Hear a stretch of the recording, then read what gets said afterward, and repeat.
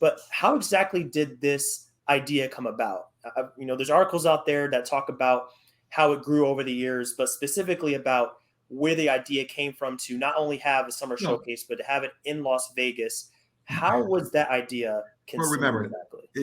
It's not really genius. It's having two teams in a gym during the summer. Okay, that's not exactly the rocket science. What it was, how do you do it better?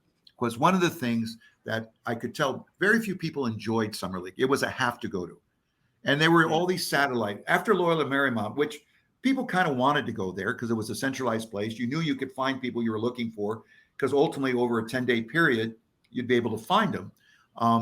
But ultimately, when it broke down after Loyola Marymount stopped happening, I forget for the reasons, and then they were trying one in Irvine, and then San Diego State, and then you had some in Orlando had one, San Antonio had one, you had one in Atlanta, you had one up in Windsor, you had one up in Princeton. All these places, they last for 3 or 4 days. And it wasn't enough time to establish any kind of bonding. Or if you were looking to find somebody, they could have left a day before you got there or a day after. And it was expensive because you're having to fly into all these cities. You go rent a car, you go stay at home. And all the things that could be wrong were wrong. And people wanted more of a centralized place. And at that time, again, good luck, good timing, how it happens. You're just, if they wouldn't have created a problem for UNLV, Tim Gergovich was still been coaching at UNLV. I never got involved much with colleges. I don't like college. I don't even do college coaches if I can avoid it. It's just not my cup of tea. And so Tim Gergovich was up with he had gone up after they had finished in their run with Tarkanian. He was his lead assistant. He went up to Seattle where I had George Karl, and we sort of connected. And, Vegas is an easy place to live. I'll let you on a secret. I used to think it was my winning personality that made people come. I think they actually like going to Vegas, probably a little bit more. And there are a lot, and plus for the tax reasons alone, there's no state tax. A lot of players would locate there, but there was always basketball at the high schools going on. Tim would work out tons of players.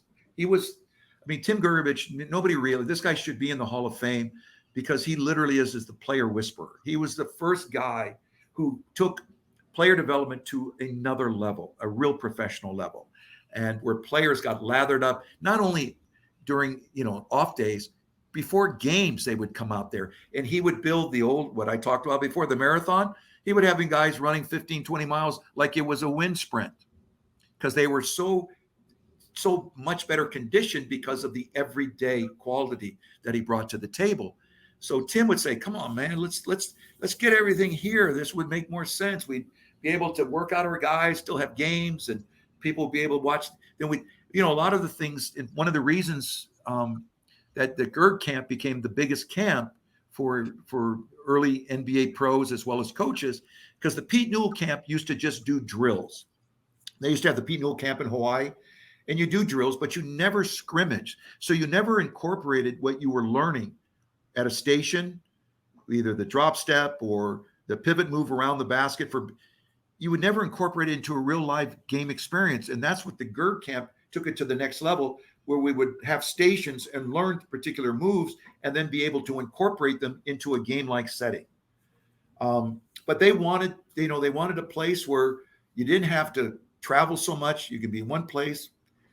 And originally, Rod Thorne was working at the league office. It was a head of operations. And I don't know if this is a very well kept secret, but Rod likes to play the cards a little bit. He likes to maybe gamble, maybe a bet or two. Okay. And I mentioned to him, look, because I had gone and talked to some people at MGM. By luck, I ran into somebody who was looking to try to, bring some sports stuff. And I said, they had this Agassi, the old theater. It was like a tennis stadium inside of the MGM. It's about 3,000 people. They offered it to me for basically free. If you brought teams here, we'll give it to you. Well, free is really an enticing proposition. Okay. Oh, yeah. It cuts down on your overhead immediately. And so I called Rod. I said, Rod, what if we did this? He goes, oh man, that sounds great. I said, the hardest thing we're going to have to navigate at a summer league is the elevator, or if some people want to take the stairs. You're right there The game's there, the food's there, everybody's there, card tables are there. What more could you want? But what he didn't bother to tell me, he still had to get it by David Stern, who was, again, remember I talked before about perception, reality? Reality is Vegas was the fastest growing school districts, had a big population off the strip. Perception, low lives, everything is about the strip. Everybody can be compromised. You could be paid off, but it's not true. But that's perception, and it's hard to fight the reality of that. So Stern said, nothing happening. We're not doing it. All right, so that was my first foray, and I tried. After that, we're trying to see where it can make sense, and I went and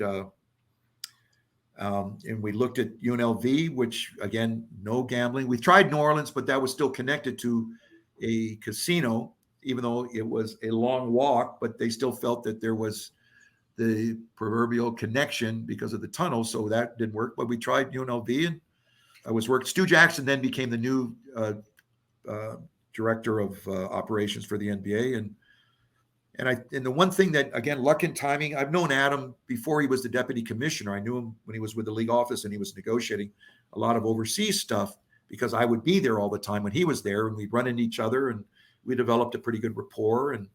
And he always wanted to know what I was doing and with whom, because that would help guide him in some of this, whatever it was. It was this mutual, beneficial sort of relationship. And you love the fact that, he was over there with something to really dear to my heart, Europe, because of what it provided for me was a chance to be somebody in this business. And, he just so happened he became the deputy commissioner, and he got that the perception was too far behind the reality that Vegas could be a viable commodity. And it's an easy place for people to go.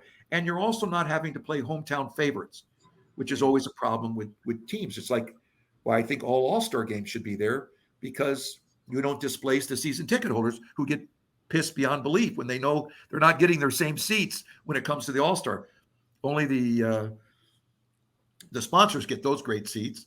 And so all of a sudden there was some traction that, if we did it at UNLV, kept it, we separated the, church from state, I mean, the gambling part of this, and we, try to do it the right way, there would be a chance. And finally, I got the okay after chasing down Stern at the All-Star game in LA at 2004, I think it was. And by that April, which is because the league would have to be done by July, it's not much lead time, but the fact that they gave it, and it coincided with the fact that the year before, Boston had one of the greatest summer leagues in history. That was the summer of LeBron. And they were playing a little bit outside of the city, but it was this great setup, old fashioned, just old school setting. Real basketball. There were 16 teams there, and it was like something out of the movie. So I'm saying to myself, well, I got no chance to compete with that. Holy Christ, who would come to my league? So I've got to really call on my friends if it's going to happen. But as it turns out, it was so successful, more teams wanted to come, but they forgot to book hotel rooms the following year, which is when the Democratic National Convention was coming to town, and they were sunk. They couldn't do it there because there was no room. And so they would have to then, their only option was to go out to Mohican, which was an hour and a half out of Boston. And nobody wanted to do that, including, fortunately, Danny Ainge, who was the president of the Celtics. He says, and I told him, I said, Danny, I got an alternative. He says, well, then get it done. We're in. And so the guy who had the most successful summer league was bailing on his own summer league because he didn't want to go out to Mohican. And they came out. They came out with Perkins. They came out with Jefferson. They came out with Tony Allen. They brought the varsity, and then we, I got Mike D'Antoni, who, because of our friendship, and obviously Brian Colangelo, they're having success, so they said, yeah, we'll be in. And George Karl, who had been helping Denver, Tommy Shepard, again, history, luck, timing, all these stuff, fortunately come into play. He's in. Jim Paxson, who had become a friend when he was up at Portland, and I'd helped him with a job in Cleveland. He's in. Now we got 5 teams. You have to have a minimum of 6. And again, luck, timing. It just so happened that Orlando hired a new GM who was not a basketball guy. He was from hockey. which means he won't have a preconceived notion about what he's going to do. You could literally talk to him and say, here's what I think. And he would weigh in and say, you know what, makes sense. So they had the first pick in the draft. And that was going to be either Dwight Howard or Emmett Okafor, one of the two. Mm-hmm. And I said, and I explained to him, and I caught him over at Portsmouth. Those were the days when I still would go to Portsmouth to try to talk teams into coming to our place, and in Portsmouth. And I said to him, look, just my experience with summer leagues, I'm just telling you, look, the first summer league is just for a player to realize how fast and how strong the league is. The separate summer league is when you get your C leagues underneath you, where you now feel like you belong. I said, he's going to need, if it's going to be the young kid, the 18-year-old, you're going to have 2 summer leagues. Well, I already knew they were going to take him, but I pretended like if it was Okafor, you probably won't need it. So I was giving him options, but I was being analytical with him before I knew there was the thing called analytics, okay?